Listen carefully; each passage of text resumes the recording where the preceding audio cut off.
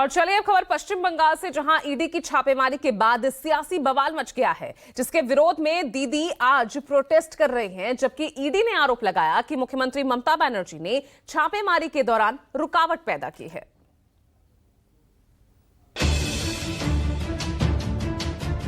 पश्चिम बंगाल में चुनाव से पहले ईडी की एंट्री ने सियासी तूफान खड़ा कर दिया है। ईडी ने कथित कोयला तस्करी को लेकर छापा मारा, लेकिन सियासी विवाद तब बढ़ा जब CM Mamata Banerjee Kolkata political consultant firm IPAC के डायरेक्टर प्रतीक जैन के घर जबरन घुस गई। और जब बाहर निकली तो सीएम ममता बनर्जी के हाथों में हरे रंग की फाइल दिखी, जिसके बाद ईडी ने बताया कि इसके बाद मुख्यमंत्री सॉल्ट लेक स्थित आईपीएसी कार्यालय भी पहुंची। यहां भी राज्य की पुलिस की मदद से अहम सबूत जबरन अपने साथ ले गई। दरअसल प्रतीक जैन ममता की पार्टी टीएमसी के आईटी सेल के हेड हैं। ऐसे में उनके ठिकानों पर छापेमारी से ममता बनर्जी विरोध में मोर्चा खोलकर खड़ी हो गई।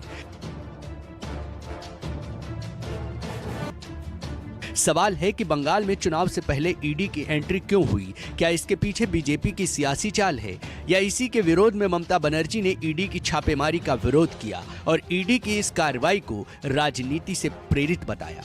उन्होंने कहा, मुझे माफ करें प्रधानमंत्री जी, कृपया अपने गृह मंत्री को कंट्रोल करें। ईडी की इस कार्रवाई के विरोध में सीएम ममता बनर्जी ने आज 2 बजे मार्च निकालने का ऐलान किया है। इसका मतलब साफ है कि अब ईडी की छापेमारी पर सियासी संग्राम पूरे चुनाव में सुनाई देगा, क्योंकि सबूतों से छेड़छाड़ के मामले में ईडी ने कलकत्ता हाईकोर्ट का दरवाजा खटखटाया है। उधर आईपीएसी ने भी सर्च की वैधता को चुनौती दी है। मामले की सुनवाई जस्टिस सुवरा घोष की बेंच में होगी। वहीं प्रतीक जैन के परिवार ने शेक्सपियर सरानी पुलिस स्टेशन में ईडी अधिकारियों के खिलाफ महत्वपूर्ण दस्तावेज की चोरी का आरोप लगाते हुए शिकायत करने का फैसला किया है। सोचिए, जब चुनाव की तरफ बंगाल बढ़ रहा है, तब ईडी की एंट्री से सियासी तूफान खड़ा हो गया। ईडी ने मनी लॉन्ड्रिंग केस में प्रतीक जैन के घर और ऑफिस में छापेमारी की और सबसे पहले कोलकाता पुलिस कमिश्नर और प्रतीक के आवास पर पहुंची। इस कार्रवाई के बीच सीएम ममता बनर्जी खुद लाउडन स्ट्रीट स्थित उनके घर पहुंची।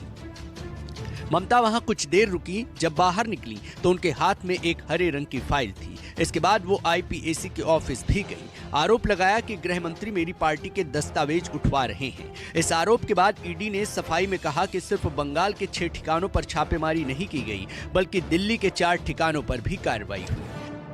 सवाल इस पर नहीं है कि ईडी ने छापा मारा, बल्कि सवाल समय को लेकर है, क्योंकि जब बंगाल में सियासी तापमान बढ़ रहा है, जब चुनाव की तरफ बंगाल बढ़ रहा है, तब बंगाल की सत्ताधारी पार्टी से जुड़े लोगों के ठिकानों पर छापेमारी हुई। ऐसे में सवाल है कि क्या ईडी ने एक बार फिर से केंद्र के इशारे पर छापा मारा है?